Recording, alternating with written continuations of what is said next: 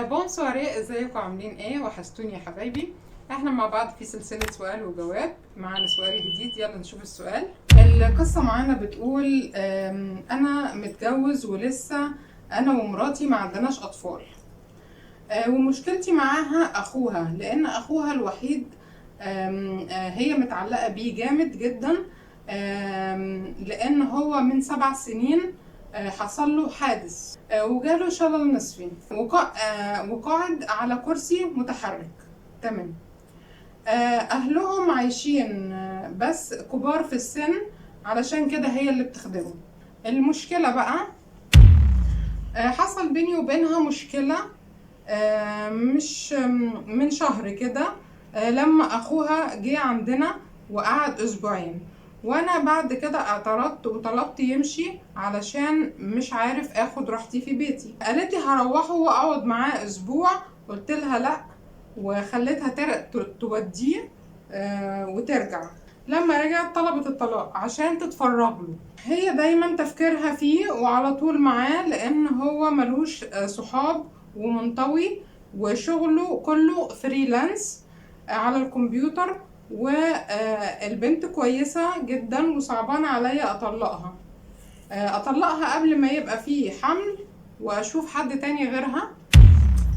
طيب الحل دلوقتي يعني، بص، هو المشكلة كلها صعبة بصراحة. يعني انتوا يعني اطراف المشكلة كلهم غلطانين، لان احنا يعني المشكلة دي اعتقد ان الناس، يعني اصحاب يعني الكبار في هذا الموضوع توقعوا ان احنا ايه، اول لما نبقى احنا في نتحط كده في، يعني زي ما بيقولوا كده، انا هحطك قدام الامر الواقع، فانت خلاص هتعيش حياتك وهتعمل اللي انت مطلوب منك والدنيا هتمشي معاك.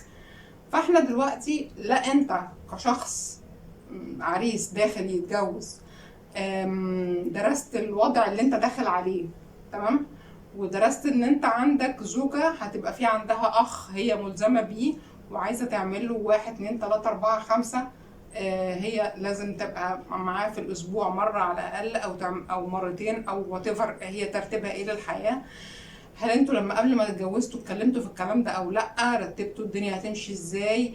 هي هتفرغ قد ايه وقت لاخوها في الاسبوع او في اليوم او whatever في الدنيا، انت هتمشي ازاي؟ اكيد انتوا ما اتكلمتوش في الكلام ده، لان انت كل السرد اللي انت سردته ما كانش فيه اي ترتيب للكلام ده.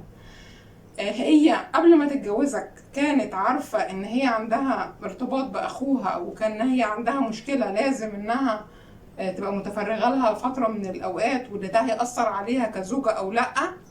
برضو ما فكرناش في الكلام ده. الاخ والاب والام والناس دي كلها، الاخ ده انسان يعني برضو ممكن، يعني ممكن شويه صغيرين ان هو كان يبقى ممكن يبقى فيه، مادام هو عنده شغله الخاص ودخله الخاص والكلام ده كله، كان ممكن يبقى فيه حد يجي يساعده براتب شهري او براتب اسبوعي او whatever اي ترتيب تمشي ازاي، علشان برضو يشيل الحمل من على اخته شويه. مش لازم اخته تبقى اتجوزت وعندها زوجها وعندها بيتها، وانها برضو لازم تروح تشوف اخوها القعيد اللي هي لازم تساعده. اوكي، يعني كل الكلام ده صلة رحم والدنيا، وكل الكلام ده جميل وحلو جدا، ولكن برضو يعني عارف الافراط في الحاجات دي قوي بيبقى ان احنا يعني ما عملناش الحاجة الحلوة اللي مطلوبة مننا، ولكن عملناها بزيادة قوي لغاية ما مسخت. يعني لما تيجي تقعد عندك، لما يجي يقعد عندك هو اسبوعين في البيت، هو اكيد فاهم ان هو حابس حريتك. انت كراجل مش قاعد، مش مرتاح في بيتك، مش قاعد تقعد مع مراتك، مش قادر تكلموا وتهزروا وتضحكوا وتعملوا حاجه. يعني برضو ما دام في اخ او في حد غريب موجود في البيت، انتوا مش قاعدين براحتكم. فاحنا دخلنا دلوقتي، يعني ممكن الاب والام كبار في السن، بس برضو ما وجهوش التوجيه ممكن اللي هو مثلا يا بنتي انت برضو يعني شوفي اخوكي وكل حاجه، ولكن الكلام ده يبقى مره في الاسبوع. برضو احنا ممكن نعمل حد يجي يشوفه مرة تانية في الاسبوع، فيبقى انت عليكي اللود اقل شوية عشان تقدري انت كمان تعيشي حياتك. ولكن احنا لما نجوزها ونقول لها انت بقى خلاص انزلي انت وروحي كده انزلي الملاعب واتجوزي، ولما نحطها قدام الامر الواقع هتسيب بقى اخوها وخلاص هتلتزم بجوزها. لا، ما هي هتحس ان هي عليها برضو يعني انها تقدر، انها لازم تقدر تساعد اخوها وحاجات زي كده مطلوبه منها. فممكن الكلام ده يكون يعني هي مش مرتبه حالها كويس انها تقدر تعيش حياتها الجديده، وفي نفس الوقت تقدر تشوف اخوها هو محتاج ايه. لانها حتى لما انت حطيتها في ضغط نفسي وقلت لها بعد ما هو جاي عندك اسبوعين وانت خلاص يعني وجهتها ان هي لازم تروح وترجع وما تروحش تقعد معاه الاسبوع الثالث اللي هي كانت عايزه تعمله، تمام؟ يعني هي كانت عايزه تقعدوا عندها الاسبوع الثالث، يا اما انت لما ضغطت عليها وخليتها هي تروحوا قلت لها خلاص روحيه، تمام؟ وكانت هي عايزه تقعد معاه الاسبوع الثالث ده عنده في البيت او مع يعني والده ووالدته، يعني اكيد مع الاسره هو قاعد معاهم او حاجه زي كده. فانت ما رضيتش، ولما رجعت قالت لك انا عايزه اتطلق. فكده مفيش ترتيب خالص، كده مفيش ترتيب في اي حاجه، في اي حته، في اي يعني في اي حاجه في اللي بيحصل ده. لان احنا عايشين حياه عشوائيه مش مرتبه. هي عايشه حياتها ازاي كزوجه، بتشوفك انت كزوج محتاج ايه، البيت محتاج ايه. طيب انا مرتبه حالي ان انا في يوم في الاسبوع بروح اشوف اخويا، اخويا برضو بيجي له حد تاني في يوم تاني في الاسبوع بيشوفه، ففي انا بروح له يوم وفي حد تاني بيجي له يوم تاني في وسط الاسبوع.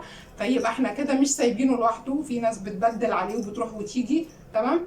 ولكن احنا برضو شايفين حياتنا وشايفين حالنا، مش احنا موجهين ان احنا لا خلاص احنا هنفني نفسنا عشان خاطر اخويا، هفني نفسي وهموت الدنيا مش محتاجين نعمل كل ده، ولا محتاجه تطلعي عشان تروحي تشوفي اخوكي محتاج ايه. فلا انت كان عندك الترتيب ولا يعني التظبيط ده، ولا هي كمان كان عندها الترتيب والتظبيط ده، فانتوا دخلتوا حياتكم كده بعشوائيه والموضوع فرط منكم خالص على الاخر. فانا انصحك ان انت ترتب معاها الحياه تاني، وتحاولوا ترتبوا مع بعض حياتكم تبقى ماشيه ازاي، اولوياتها ايه، هي زوجها او بيتها، حالها برضو هي تهتم بنفسها وتهتم بصحتها، وبعدين تعمل يوم في الاسبوع انها تشوف اخوها. وهو اخوها كمان هي تقترح عليه ان هو يجيب حد يساعده في يوم تاني في وسط الاسبوع، يجي له حد تاني يساعده. قدرتوا تعملوا الكلام ده يبقى تمام، خير وبركه. ما قدرتوش تعملوا الكلام ده يبقى هتضطروا اسفين ان انتوا كل واحد يروح لحاله قبل ما يبقى في اطفال فعلا. هنجيب اطفال وهنبهدلها معانا، مش الموضوع مش هيبقى مستحمل كده. وبرضو عايزين اصحابنا وحبايبنا في الكومنتات يقولوا لنا برضو رايهم ايه، اكتبوا لنا وقولوا لنا انتوا رايكم ايه. وما تنسوش تعملوا لايك وسبسكرايب وتفعلوا زر الجرس عشان تشوفوا كل جديد، واشوفكم في حلقه جديده. اورفوار.